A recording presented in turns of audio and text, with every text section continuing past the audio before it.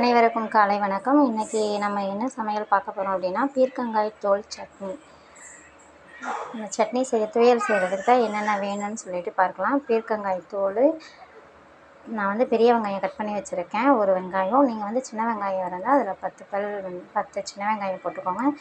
சின்னதாக கொஞ்சம் புளி, அதுக்கப்புறம் கடலைப்பருப்பு, உளுத்தம்பருப்பு, 4 பல் பூண்டு, கொஞ்சமாக தேங்காய், கருவேப்பிலை, வரமிளகாய் ஒரு 7, என் காரத்துக்கு தகுந்த மாதிரி வச்சுருக்கேன். வாங்க இப்போ நம்ம இது சட்னி எப்படி செய்கிறதுன்னு பார்க்கலாம்.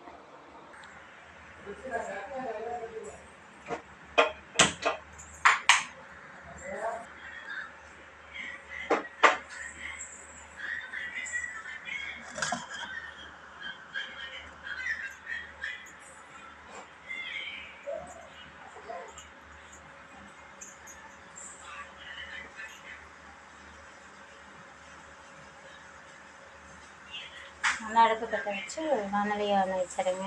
அதில் வானலி காய்ச்சதும் எண்ணெய் ஊற்றிட்டு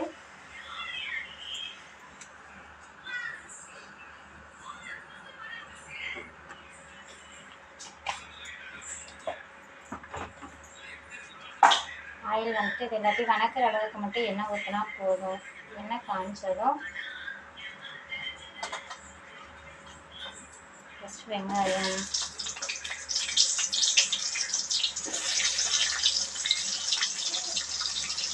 வரமிளகாய், பூண்டு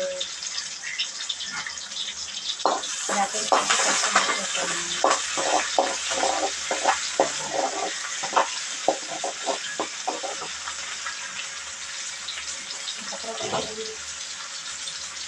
கடலைப்பருப்பு எல்லாம் போட்டிங்கன்னா ஃபஸ்ட்டே கடலைப்பருப்பு பருப்பு போட்டிங்கன்னா அது கொஞ்சம் பிளாக் கலர் ஆயிடும். அதெல்லாம் போட்டு வணக்கும் போது அது அப்படியே பிளாக் கலர் ஆகாமல் இருக்கும்.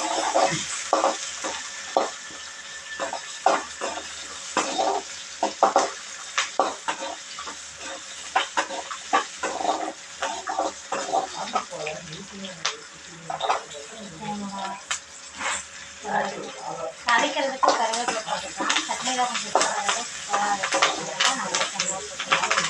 வணக்கி விட்டு அவ்வளோதான். எல்லாத்தையும் ஒன்றாவே போட்டு வணக்கி விட்டு ஒரு நிமிஷம் ஆனதும்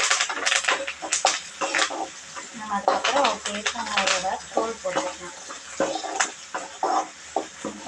கண்ணாடி கலருக்கு வெங்காயம்,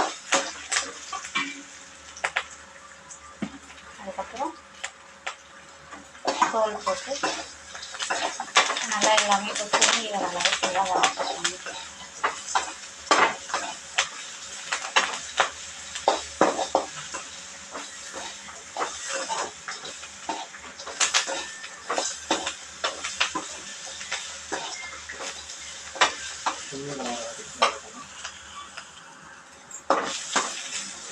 நல்லா சுருங்கி வந்துடுச்சு.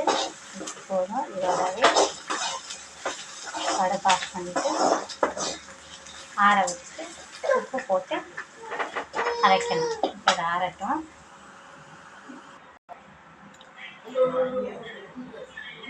எல்லாமே ஆறிடுச்சு நல்லா. இப்போ இதை மிக்ஸி ஜாருக்கு மாற்றிக்கலாம்.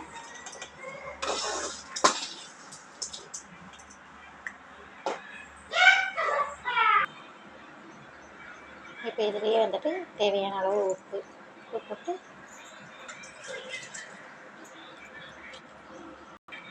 இப்போ இதை அரைச்சிட்டு வந்துடலாம். ரொம்ப ஃபைன் பேஸ்ட்டாக அரைச்சிடக்கூடாது, கொஞ்சம் அப்படியே குறைன்னு அரைக்கணும். இந்தளவுக்கு அரைச்சா போதும். இது நம்ம பாத்திரத்தை மாற்றிக்கலாம்.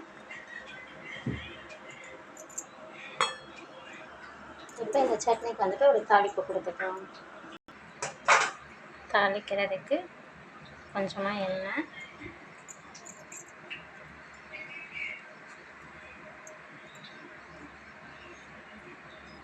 கொஞ்சமாக கடுகு,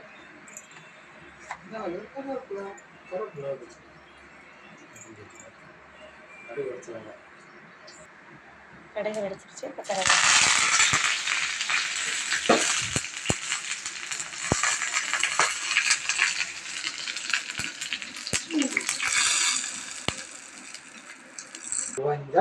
அவ்வளவுதான் பீர்க்கங்காய் சட்னி. இது சுட சுட சாதம், இட்லி, தோசை எல்லாத்துக்கும் தொட்டு சாப்பிட்லாம். சூப்பராக இருக்கும். நீங்களும் ஒரு வாட்டி ட்ரை பண்ணி பாருங்கள்.